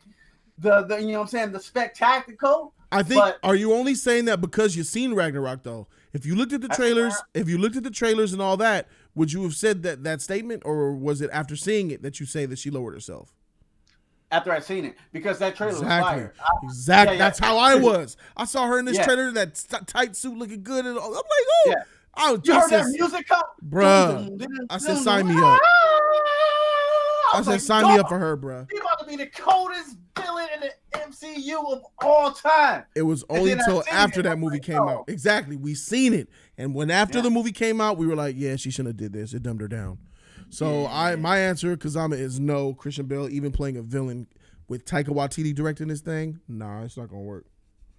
Stay away. Yeah. Stay far away. It rubs me the wrong way. Yeah, it rubs me the wrong way, too, because Christian Bale is great. Unless that story is that fire that can bring the talent level to, like, the story got to be good enough to bring those type of level actors up to their level almost. You know what I'm saying? Yeah. What other characters do you think? I think Benedict Cumberbatch is doing his thing. He ain't there yet, but I feel like he's on his way to, because for some weird reason, even though Benedict Cumberbatch is not that popular of an actor, he was kind of like renowned to me. Like he was. So when they cast him for Dr. Strange, I'm like, that's a good casting choice. But dang, he's coming to do an MCU movie. I guess business might not be booming. I guess he big paycheck or something. I guess. Yeah, that's a big paycheck. But yeah, so he's bringing respect to that Doctor Strange role, and I see it. By the way, seeing him in Endgame, how he was going straight at Tony. I'm not one of your minions. You don't talk to me like that. You know, he was like coming at RDJ with it, bro. Hold up, bro. I did like that. Yeah, I love that. So he slowly, I could see Doctor Strange like, all right, he's right on the cusp. But for me, it's Michael B. Jordan and Killmonger. That's really it. Even Chadwick is dumbed down for Black Panther, bro. Chadwick. You think Chadwick dumbed down? Yeah, Chadwick didn't go. He didn't unleash in that movie. You think he's better than the character that he's playing, Chikala? Do you think he's a better actor than that? You think he dumbed it down for Marvel? Yes, he did. Absolutely. Ooh. Absolutely, he dumbed down to play Black Panther. Give me a better. He had better performance than Black Panther. Like, give me a couple of good performances that you 42. Think 42. Yeah. James Brown. Yeah. Thurgood Marshall. Oh, yeah, that was pretty good. He was pretty good. I need him to turn that shit up and get a that's fucking. What I'm saying. You know what I'm saying? Not even in the Marvel movie. I just need him to turn it up. Period. That's the problem that I had with the Just Mercy with Jamie Foxx and Michael B. Jordan. I needed them to turn it up to the level of acting that I know they're capable of. Look at Civil War. Look at Civil War. They said he was a beast in Civil War. Facts. Black Panther in Civil War is nothing like the Black Panther that was in Black Panther. Yeah. It's all right. He was so confident. It's all right. I will kill him myself. T'Challa, let the officials deal with it. Nah, bruh. He went about them games. He was seeking that boy out. So, it's I think that, overall, it'll be okay. And, I think that they'll have to find a new character. They need something. They need something. They need an RDJ. They need to just fast forward time because these next 2 years for Marvel MCU don't look bright. They need to hear me get this X-Men. They need to fast forward it. Yeah, and then they got to cast the right people you need honestly, they need a star. For real, MCU they need an RDJ. And then think about it. In 2008, RDJ was not a star. He was on drugs and shit. He came out of prison. Nobody was betting on this dude. But you got to either take a not safe bet and make somebody, you know what I'm saying, that star that's going to translate into 85 billion, whatever the heck the Marvel movies made. Yeah. You know what I'm saying? You need that frontliner. And then they killed them off, which is I give them respect for killing your cash cow out. Or RDJ was that cash cow. He made, you know what I'm saying? He made all the money. You know what I'm saying? As long as Iron Man here, it's cool. When he died, now what we left with? Now we talking about Doctor Strange and Black Panther is the only people left. I'm gonna keep it a buck, man. They need to get, and when they do X-Men, I'm gonna do what Loki said. Loki was in the chat. He said, "Man, we need a Cyclops, a real Cyclops, a real combative, headstrong leader who will put hands on you and put respect on the Cyclops name." Yeah, that's funny you say that. I got this Raspberry Pi where I play X-Men versus Street Fighter and all those good ones. Oh, Raspberry Pi. dog, he be putting hands on people. Like, this is how Cyclops is supposed to be. Yeah. Like, the combo, huge laser beam. Like, yeah, this is the real Cyclops, better than the movies ever even gave us and shit. Like, yo, this is Cyclops, son. So yeah, I agree with when that. When they cast X-Men, I'm looking at Cyclops. If Cyclops ain't right, I'm already ready to jump ship, because Cyclops ain't never been right. If the Cyclops leader of the X-Men is not right, how good will the X-Men be? What are you gonna do? So Wolverine has to be legit, Cyclops has to be on point, and you got to get Storm on point. I think those are three. Jean could be whatever, whenever, however. Professor X, bald guy. Magneto, you kind of got to get him on point too. But if we're not gonna fast forward X-Men, then they need to fast forward Fantastic Four, Doctor Doom. This shit, Namor.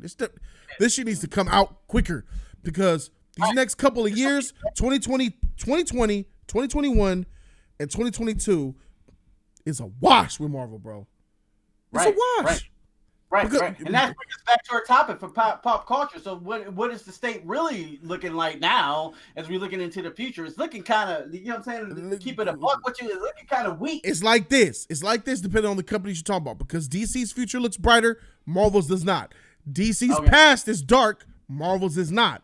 So it's shifting here. And we got James Bond, it's in the middle, transfer. But we're gonna shift to DC, and then let's talk about the future of what Marvel look like. Thor: Love and Thunder, Eternals, Black Widow, Shang-Chi. Bruh. Sorry, excuse me. That should sound like a joke. I'm sorry. That shit is not hot. Sorry. It's not hot. Especially Doctor Strange just lost its director, bruh. Sad. Because of that darkness shit. Say Silver Surfer, Doctor Doom. I would have got a hyper, X-Men or something. Even Deadpool or something. I would have got hyper. Like what you just said, I didn't even remember it because it's like Eternals. I think the best thing that Eternals has right now going for itself is that it's unknown. I think that's really good, a way to cause some buzz and some hype. All they gotta do is release a fire trailer and the buzz will be back. But that's a potential hit. But we don't know nothing about it. Like the New Mutants trailer that they just dropped. Right. But you know what I'm saying? I don't give a freak about that shit. We know that shit gonna be bad. And it's cool. Hey, that shit was pushed back like 10 years, 12 years a slave. Yeah, that shit crazy, bro. So the future, and that's not counting Disney Plus shows, Hawkeye, Falcon and Winter Soldier, Loki, WandaVision. I ain't got hype yet. What else? I think I was excited, bruh. But let me keep it up. After I saw Mandalorian, I was like, these movies is gonna be kiddie, bro. These shows are gonna be kiddie, man. Right. Does that disappoint you though as a fan, or it's because of the age that you are now that you want to see more? I mean, we grew up on this stuff. Maybe as I think that's a fallacy. I always wanted this shit, even when I was younger. I hated cheesy shit. Right. X-Men 3: The Last Stand came out what year? 08, 07? Yeah. About there. Yeah, about. I was 22. Yeah. We rented that shit. We wrecked that movie, bro. This shit weak. It was garbage. Let me see, how far back can we go? X-Men 2. We talked bad about X-Men 2 a little bit, but we liked it overall. Yeah. Fantastic Four. Woo! We butchered Fantastic Four. Fantastic Four was like, this is whack. When did Fantastic Four came out? Like 03? Yeah. I was 17, 18. I was like, this is garbage, bro. This is whack. Right. Spider-Man 3 got butchered. It's not about, I don't think it's about my age. It's about if you know quality of film or not. I knew it at a young age. I know it now. There's some people that like cheesy garbage as kids, and they grow up to like cheesy garbage as adults. Mm-hmm. Do you think it sells to the masses, though? You think? Yeah. You think it sells to the masses? Like we got to. That's what we're talking about, pop culture. So we got to hit this box. Kevin Feige, I'm cool with everybody. Transgender Smurfs, and all these things to, you know what I'm saying, make an agenda. You think an agenda is pushing pop culture forward? Do you think that's what's happening now? Absolutely.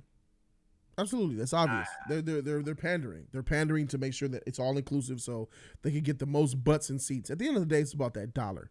And if getting you to the dollar means you got to pretend to love all cultures, all colors, all creeds, all sexualities, all everything, even unidentified things that they can't even identify themselves, and you say bring it on over, that lets me know that you're just trying to get that dollar. You're just trying to stay relevant. That's what it is. Jay Smooth, $2. He says, and to start off phase 5, a PG-13 Blade. Throw up emoji.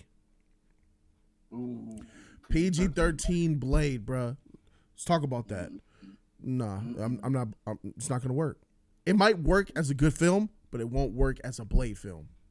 You feel me? It has to be rated R. Yeah. It has to be. Vampire, hearts, blood, plasma, a lot of gore, a lot of violent material.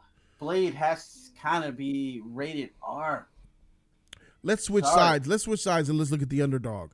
Look at what Sony's over here doing. They said, hey, Marvel, Disney, want to borrow Spider-Man? They say, sure. Disney 8, you know what I'm saying? All the while they were building up the status of Spider-Man for Sony. They're in the background like, yeah, build his popularity. Build up Tom Holland. Yeah. And then right when Marvel and Disney was at their weakest, after Captain Marvel was a flop amongst fans, it made money, but it was a flop. People hate it. People saw Endgame was over. Robert Downey Jr. is gone. Cap is gone. And then Sony says, yeah. When they were bleeding on the floor, they said, God, give me my Spider-Man back. Oh, like a thief in the night. They did him dirty. So Spider-Man is back with Sony. They released Venom and made almost $900 million. They teased Carnage. We just saw a Morbius trailer. Bloodshot's coming out. The Morbius trailer looked fire. But when you said PG-13 Blade, it instantly triggered me on Morbius. I heard Morbius is PG-13. Is that true? Did you hear that too? I didn't hear it. I was just going to ask you about that. It's Morbius, rated PG or I R. heard it's 13. Now, if Morbius is PG-13, that's an L2. That's not a good look. I thought it was rated R. Rated R. That needs to be rated R, man. So yeah, Sony's playing it safe too with their Venom movies. Because Venom was rated PG-13, and it looks like this Morbius movie they probably gonna give a PG-13 rating. Like same thing. You can push this material further. I think with a rated R rating, just to tell the true story that you want to tell without holding back. Sometimes I think ratings hold us back, especially with these superhero movies and the characters that they absolutely like Morbius. Morbius needs to be R. You don't have to go Joker far, but give us what we need as fans. I mean, as fans, as what I'm saying, true fans. Or I'm not even a fan of Morbius like that, but I think it would benefit if this material was rated R. A lot of blood. So Sony is kind of trying to up themselves a little bit. They're copying Marvel a lot. So, at least they're kind of looks to be shifting things around. Let's go over to the DC side and let's close it off right there for the most part. Mm-hmm. Let's look at DC. So DC Universe, if you've been around, how long you been subscribed to my channel? Since 2016? Yeah. So you were there since the beginning then. So you know that. So then you know that I was heavy on promoting DC and instantly was slapped in the face with garbage and I left.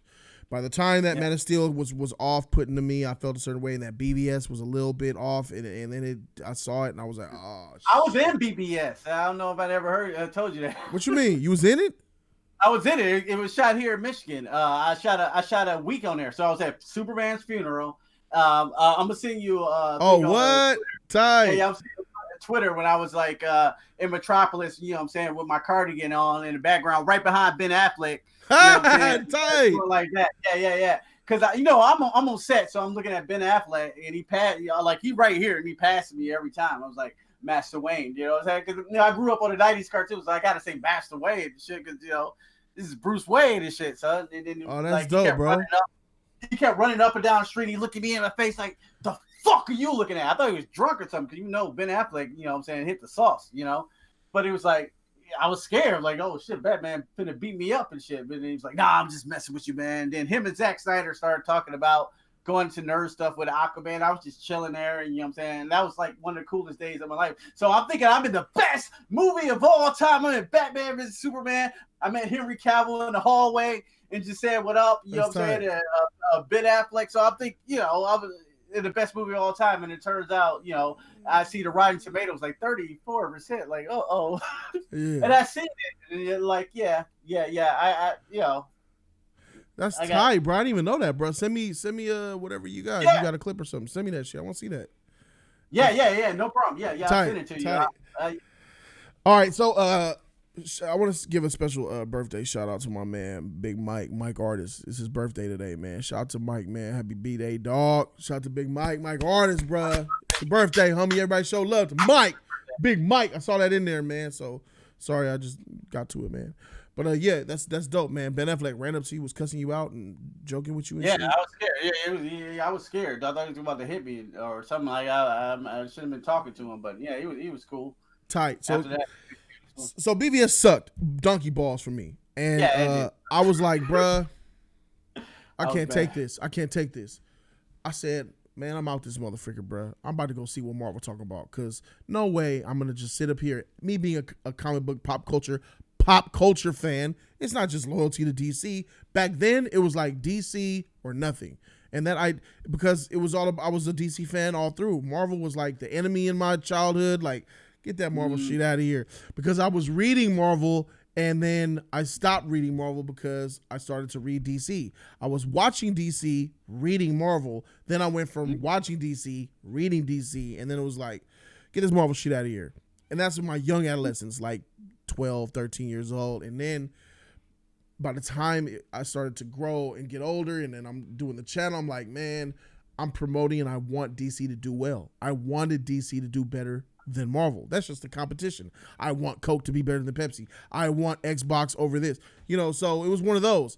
But I've always been of the mindset, level-headed, where if you F me over, I'm not going to stay loyal to you like a fanboy. I'm not going to just blindly.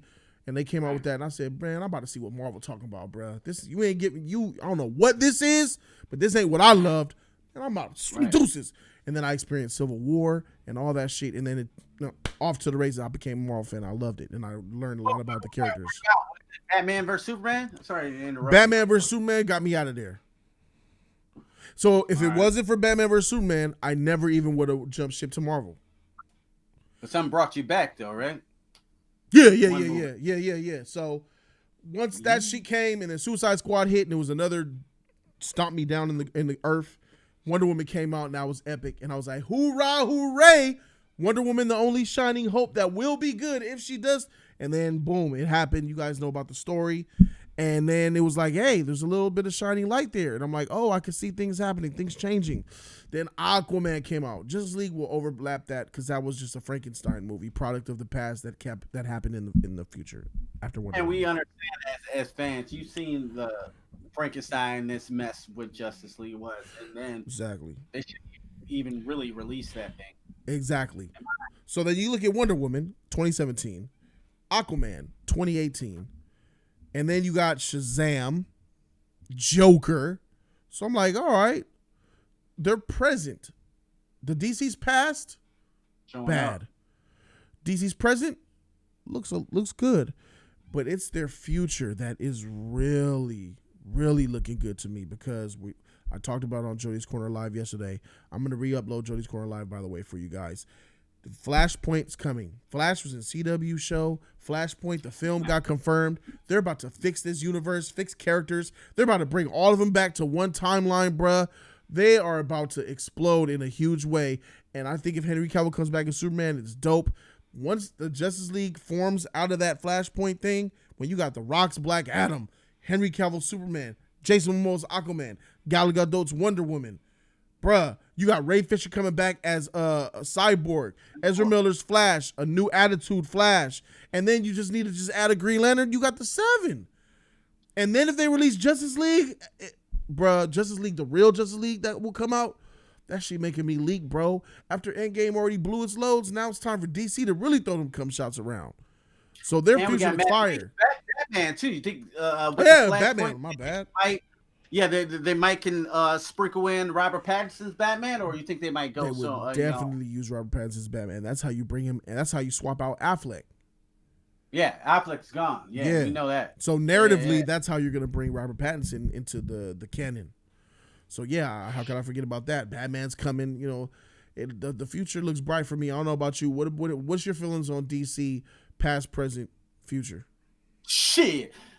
I'm not gonna lie, I'm not gonna hold no bias because I'm on the, you know what I'm saying, Jody's corner, but DC does look fucking promising than a mug, you know what I'm saying? Joker, well, Joker is one of my favorite characters, you know what I'm saying? Yeah. Had no idea that they give this little studio money and it made what it made, $1 billion, when Justice League couldn't even cross 700 million, you know what I'm saying? That's just to show you the power of the film and the passion behind the film, and the eyes can truly make a great product. Bad Boys for Life. You know what I'm saying? Plug there. Even though I ain't making no money off of that. But DC looks promising. Wonder Woman 1984 had so much color, and it looks like they're bringing that same vibrant. That trailer was so well paced. You know what I'm saying? Like it, you know what I'm saying? Like beat for beat for beat. Like I want to go see it right now. Like right now. Like why is this trailer here? I need to go watch this right now. You know what I'm saying? That looks good. Birds of Prey, I don't like. I don't like the trailer. I don't like it at all. I hate it. It looks really weak. You know what I'm saying? So I'm thinking maybe that's some of the remnants of the past sprinkling off into this new era. But Flashpoint, that might be the one that changes this whole narrative. It has to be. Dark. Yeah, and DC Dark too. If they do another one shot off, I don't know if they're gonna do another Joker movie. I kind of hope they don't. I think that's fine what it is. I hope they do another Joker movie, but you know what I'm saying. DC Dark is good, and then as an overall DCEU or whatever, like yo, they need Flashpoint to bring it all back. And Cavill, man, come on back. I need him back.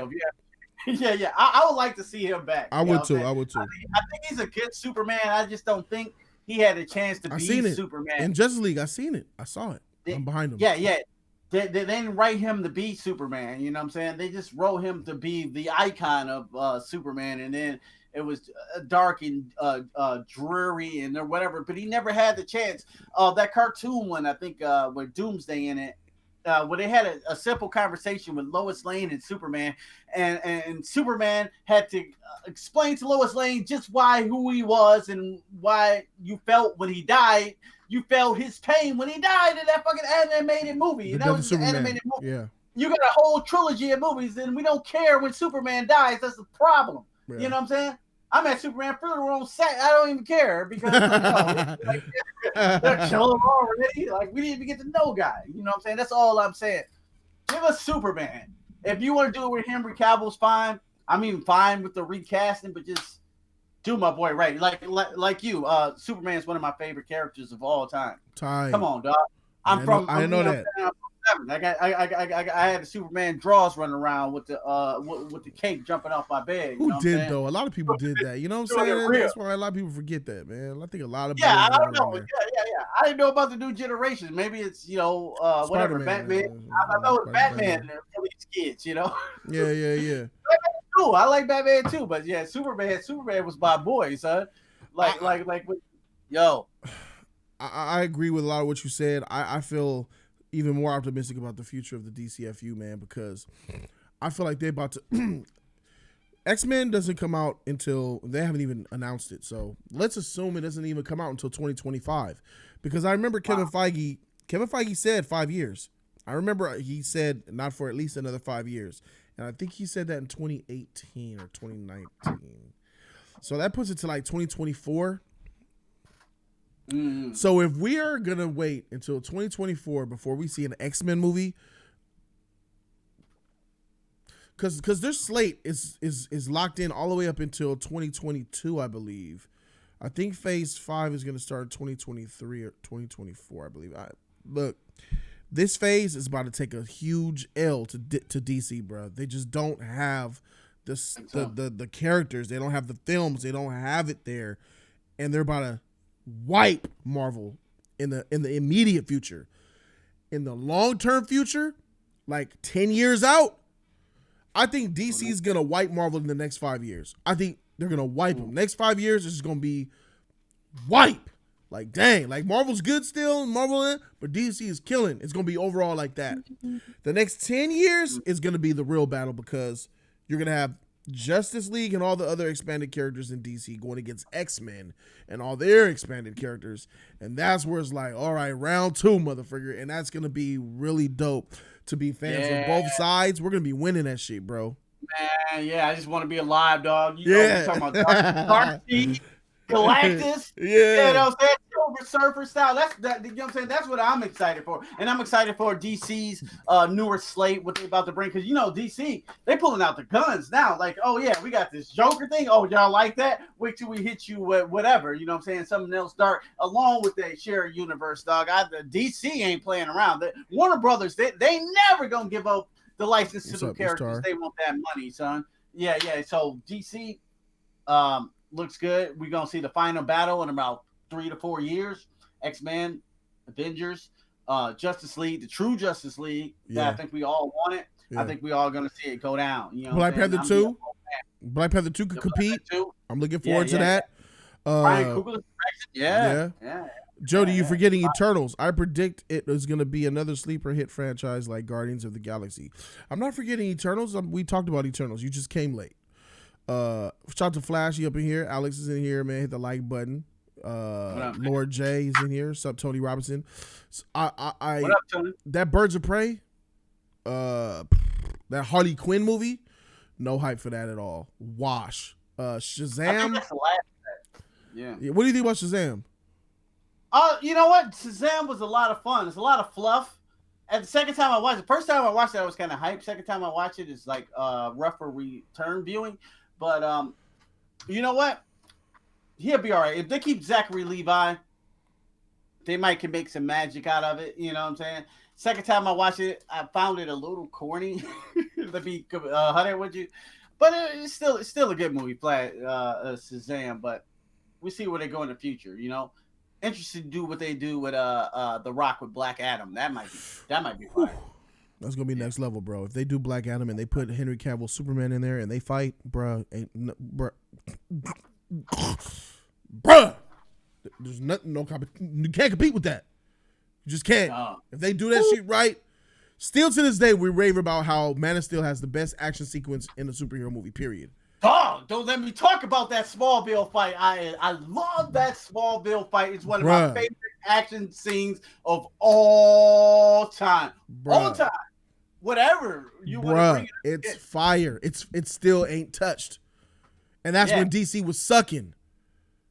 Imagine when it's a character you love and care about with build-up, character direction, and part of a bigger universe, and then action like that pops off. I'll die. I'll bust thumbs all up in the theater, and then I'm dead. I'm gone. That's wreckage, bro. That's wreckage, man. Oh. Yeah. All right, so let's take a look at Do you agree? Do you agree with this statement? The action genre, the pure action genre as a whole, cannot return to prominence until the superhero genre dies. No, I don't agree with that. No, because the superhero genre is the action genre kind of now. I mean, if you want to mix it together, look at like Winter Soldier. I mean, that's the tightest. That's some of the tightest action period. We were just talking about how bananas the Smallville fight was still to this day. You know what I'm saying? I mean, that is the action genre. Bad Boys for Life was not, the action was not the strongest part of the movie to me. It's just them. So the action movie still lives. As long as you got charismatic characters, say as such as a Tom Cruise or a Keanu Reeves, with fire action. That's the key here. If you can direct tight, creative action, Michael Bay did it. Say what you want about Michael Bay, his ridiculous movies, or whatever, but he did have creative action when he was doing it to create the correct way. I think as long as you keep the action genre fresh with good, promising, new, upcoming talent, or talent that may have been forgot about it, I think you can always push the action genre forward. It just need a hype action movie to keep us going. You know, it's going to be sequels made off of that. So, no, the superhero genre doesn't need to die. I think it would strive. I mean, it's striving now. It doesn't need to die. I think it'll be more superhero movies with tight action, but I think action movies will still do very good as well. All right. I appreciate that. I respect that. I'm gonna disagree because I don't want to come. You're right. The action genre is the superhero genre because I believe the superhero genre took over. I'm talking about classic action movies like Bad Boys, like Mission Impossible, and like John Wick. And let's throw Equalizer in there. Those are like every now and then movies, every few years. The action genre used to boom. I mean, every summer you used to get 3, 4, 5, 6 action movies, period, of without the superhero element. You know, Schwarzenegger, Stallone, whatever it be, Jet Li, Rob. I think that's gone, and I think the superhero genre killed that. And I think that it was going to die off anyway because of the social climate of that we're in today. About the action genre tropes, like we talked about earlier, I just don't think they can exist in this social climate. Maybe they can coexist. Maybe you're right. Maybe they can both thrive. And, you know, who knows? Look at it like that. I feel. What do you think about, how do you feel about, just real quick, doing an overhaul, the Bond universe? Is the Bond universe in 10 years, is it growth or is it decline? That's a funny one right there. You know, because we look at the Bond in the last 10 years. Is it growing or is it declining as a whole? I think it's declining. The Bond universe as it is now, like say from when Casino Royale came out to now, I think it's declined a little bit. You know, it dropped a couple of points. Bond movies made more money than ever. You think Bond more than Mission Impossible movies? Well, yeah, even more than Mission Impossible movies. Yeah, Bond made this last Skyfall made $1 billion. Damn. I don't Mission Impossible. I don't think any Mission Impossible even made $1 billion. Damn. So they're. It's a shame, isn't it? Yeah. Because I think those are better action movies than the Bond movies. They are. I think that's one of my favorite Bond movies. But I think the Mission Impossible series, Rebirth, is better than those Bond movies. So. Bond in the next 10 years, I don't know. I it's hard to see where would it be at. So you think their future's cloudy, murky? I think it's murky. Okay. I don't know. In this climate as it is nowadays, I don't see, that strong male presence in this climate that we live in now without him saying something or doing something to try to cancel James Bond, if that makes any sense. I don't know. It's real shaky, but what I'm saying, we love the character, but will audience go to droves to see 007? I don't know. What do you think? I do think that I think that Bond is going to be, I think it's going to decline. I think Bond is going to decline in the next 10 years because here's the thing about what they said. Oh, Bond is a man. It could be any color, but a man. They didn't mention 007. I do believe in my heart that Lashonda Lynch will be 007. I believe that black chick is going to be a 007, James Bond's code name, because he's retired. And that is going to rub me all different kind of ways. The wrong way. So I ain't feeling that. I pay my money to see that though. I'm not trying to be like male chauvinistic or whatever, but like I kind of don't. I don't want to see that shit either because you want to see a real good movie that's pure, that has what got it to its fame. I don't want to see an Asian James Bond. I'm good. I don't want to see a black one. I want him to stay white because that's how I see him. That's what he's been. It's crazy, and that's the agenda that we live in now. Now, like the 80s where I came from, when we see Sigourney Weaver as aliens or Sarah Connor, Lynn Hamilton, they were just strong because they were the strong women, not because they were women. They were just fucking bad asses, that some women that you didn't want to F with. You know what I'm saying? Yep. So that's why we respected them, because they are who they were. We didn't have to have "I'm Just a Girl" theme song.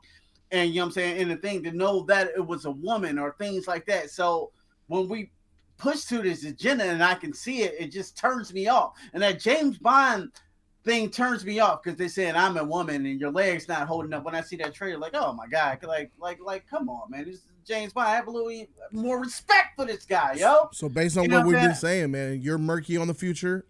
I'm negative on the future. So Bond doesn't look good.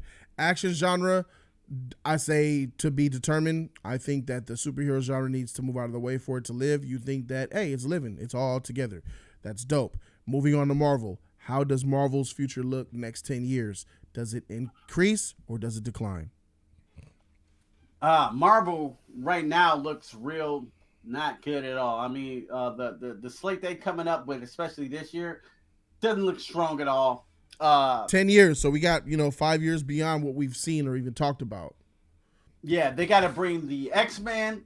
They got to bring, you know what I'm saying? They got to bring the X-Men. Yeah. They got to bring Doctor Doom. They got to bring Fantastic Four back. They got to figure out what they're going to do with Spider-Man. If they want to still be the juggernaut conglomerate company that they are, they got to bring that fire. This year, they're not bringing the fire because they know they did it with Endgame so they can calm down. But you got to start bringing this up to that next extinction level event. Yeah, if you want to keep us invested, and you have to give us another star. Yeah. You know what I'm saying? Because the people that you got with now is not going to put seats in butts. We need a Robert Downey Jr. type. That's what I'm saying for Marvel. All right. I feel that. For me, I'm going to say decrease, automatic decrease, because of a lot of what you said, a lot of the social climate, a lot of the pandering they do. I think their intentions aren't pure anymore. I think Feige's disinterested. The fact that he's even doing a Star Wars movie kind of leads to my prediction that Feige is halfway out the door. Like, he's doing the fact that we even take on a Star Wars movie, knowing all the resources that would take in time and dedication, lets me know that he doesn't have his foot all on his both hands on Marvel's steering wheel. He's got like a few fingers still left on it trying to drive, while other people are kind of steering that motherfucker. And I think Feige's segueing out of there. I predicted 3 years he'd be gone. We'll see what happens. But I feel like a lot of it has to do with that, and then the fact that Thanos' quest is over. It's over. Right. We had the climax. The climax was Endgame. 10 years, 21, 22 films, Thanos snap, conclusion. That's the highest point. And when you're all the way that high up, there's only one where to go, and that's down, Jack. And that's exactly what it's going to be for the next few years. X-Men will be a little increase, but overall, from where Endgame was, do I think X-Men will ever hit that height to where number one movie of all time, $3 billion? No. I don't think the MCU will ever see Endgame ever again. Like, I think that's just the highest ever that it'll ever. It's just not. That's Everest, and there'll be nice little bumps. Oh, X-Men the movie. Whoa, 1.8 billion, but never Infinity War Endgame type stuff. You know what I'm saying? So I think it's a decline. Sony. Let's move on to Sony. For me, incline. I think it's going to increase over the next few years. I think they're learning from their mistakes. Amy Pascal, who's been residing over Sony for 40 years, is gone, and they're making better decisions for the universe. What do you think about Sony? Absolutely agree. Spider-Man got my eye open like this, son, because Venom came out, and I was like, say what you want about Venom, but like it was fun enough to me to watch, and I was like, oh. And then I look at the box, I was like, thing almost made a damn $1 billion. Fire. Into the Spider-Verse, which is probably the best Spider-Man movie ever made. That looks promising. You know they're going to piggyback off that. They're going to make more movies into the Spider-Verse. Fire. Of course, they're bringing Tom Holland back. Sony ain't going to just pimp it out to Marvel. Sorry, Marvel. What, he got one more contract on his bill? I think that's it for him.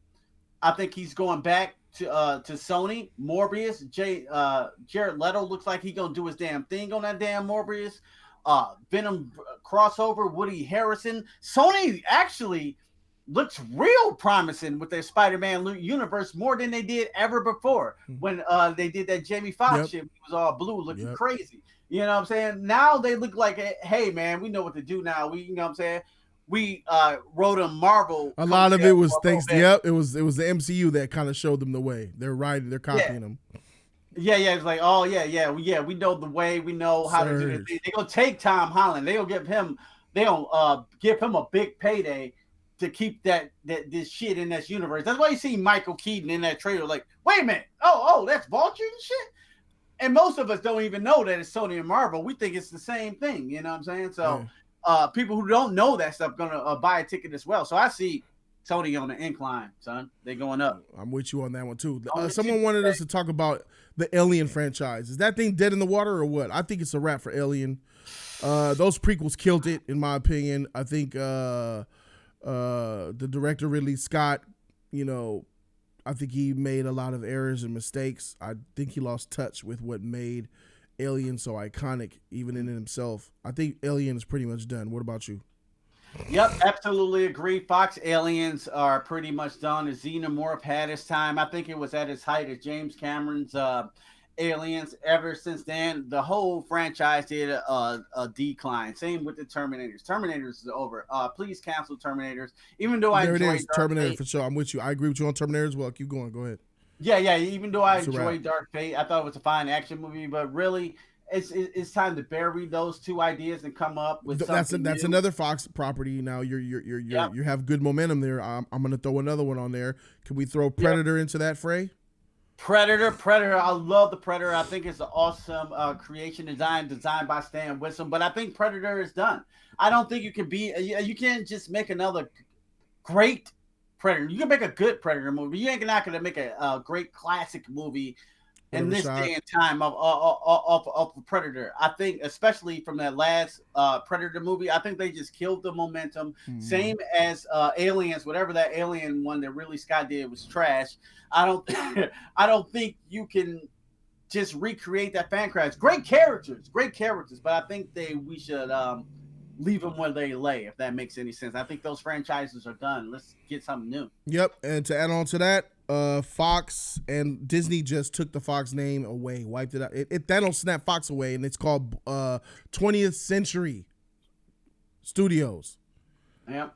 So their new branch is not 20th Century Fox. They took the Fox away, and do I think they could reboot it? I think they will, and eventually redo their version of Predator, redo their version of Alien, but that's down the line, and that's not what we're talking about here. The future as we knew them is dead. If this is the end and this is the conclusion, it's a wrap. So we pretty much did Bond, Sony, Marvel, Lethal Weapon, that's of the past. Excuse me. Die Hard is over with. A lot of those franchise. Where do you see the future of John Wick? John Wick and Equalizer, are those going to keep going or what? Yeah, I think John Wick has still a lot of life in it. I think we get John Wick 4, not this year, but next year, I think, right? Yeah. I forgot when it come out. I think John Wick still has a lot of Keanu Reeves don't have too much life in him. Not to say like when you're 50, you're dead or whatever, but he can't keep action up. Well, shoot. Tom Cruise still keeping his action up at this level. I think John Wick got at least 2 or 3 more in him, and then we have to either move on to somebody else. But if you can keep that same level of action in that direction as where it's at, I think you can continue this on. You know what I'm saying? I think the John Wick franchise has life in it. Okay. I think it got life. All right. I wanted it to be. I don't want 4. I didn't want it. I don't want it. I hope they don't do it, but they'll do it. I just think 4 is. I think 4 is going to be a bust, man. And by a bust, I mean it's not going to. I think it's in decline. It's not going to be as good as 3. Won't be as good as 2. I think it's going to be the worst one. It could still be a good movie, but it's going to be like Toy Story 4. You didn't need to release Toy Story 4. Toy Story was one of the greatest trilogies of all time, and now it's not. Because you released part 4. And even though part 4, some people will say is good, that thing don't compare to 1, 2, or 3. Yeah, you have it on your list, huh? You got it on your list. Oh, you have it on your list. Yeah, you got Toy Story on top. What number? You got Toy Story 4 in your top 10 of 2019 list. What number was Toy Story 4, bruh? Shoot. Was it? I couldn't believe I saw that shit on. I was like, what? Yeah. I remember I was eating something and watching that video. I said, this nigga tripping. What? Toy Story 4. I was like, all right, man. Hey, it's all good. I thought I had a good story to tell. You know what I'm saying? Like, I'll tell you, man. You know what I'm saying? You can't play with your toys anymore. You got to move on. I thought it was like an adult Toy Story from the people who. But let me ask you. Is it better than 3? No. It's better than 2. No, not really. Oh. What about 1? Yes. Yeah. I think okay. All right. Yeah. For sure. Yeah, all right. So then that you saying it with your chest. All right, for sure. All right. Yeah. So let's look at DC now. Let's talk about DC. Well, forgot about Star Wars. Freak. That's the easy one. So DC, does DC in the next 10 years increase or decline? Long as they stay away from Birds of Prey and things like that, if they go with their powerhouses and they go and they keep it real smart, which I think they're doing. What I see the slate they're trying to bring out, I think it's an up climb, easy. Wonder Woman's gonna do great. Patty Jenkins, I think she knows what to do with that property. Like you say, if they can get Patty Jenkins to do other properties, with a guy with an S on his chest, you know what I'm saying? I think they'll be all right. They keep with DC Dark, and make another fire movie if they could, as they did Joker. I see DC is increase all that. That's an easy one. Yeah. I agree. DC huge incline from where they were at. When you start so low and you're so down on the hill, there's only one way to go, but up. that's all I'm at. Star Wars, bruh. The past of Star Wars was great. The present was utter filth trash to the point where the future is just a big murky cloudy haze. I can't even throw a prediction on the future. And if it's Disney that controls it, it's got issues. But this Kevin Feige film that Star Wars is coming up, that shit gonna be fire. But that does not save the universe. So I'm gonna say decline. Hard the future is to see. So if I had to take a prediction on Star Wars, shit, man. After the the Rise of Skywalker shit? Yeah. I was flabbergasted how bad that movie was. Like, this is it? This is it? After 42 years or whatever, this and it still made $1 billion. Terrible. So it's gotta be on the incline after the Rise of Skywalker. That's like one of the worst, dog. That is like Attack of the Clones bad, Holiday Special bad. To me, there's nothing to make any sense. Death Star's out of the ground, son. Rey knows just to be where she's at, to be at where she needs to be, to find something. Shit didn't make any sense, and it was terrible. And they kissed in the mouth. So I was like, out of here. So that was like the bottom level of Star Wars to me. This was literally the cash grab of all movies ever. It wasn't even a good lightsaber battle in that boy. I guess Ben Solo shit was kind of fire a little bit when he got his, but Knights of Ren, they was trash. Everything was, it's a lot of trash. Don't let me go into that movie. But it's got to be on incline if you're going to bring out another movie of this. Unless, I don't know how you get worse than the Rise of Last Skywalker. I didn't know how you could get worse than The Last Jedi, but they did it. Yeah, they did it. They did it. So how can you get worse than this? They could do it. I don't know. Gemini Man? Gemini Man is fire compared to this shit. A lot of people said DC, they're positive on it, and in the chat, they think Star Wars is positive. Someone said positive for their TV, negative for their films.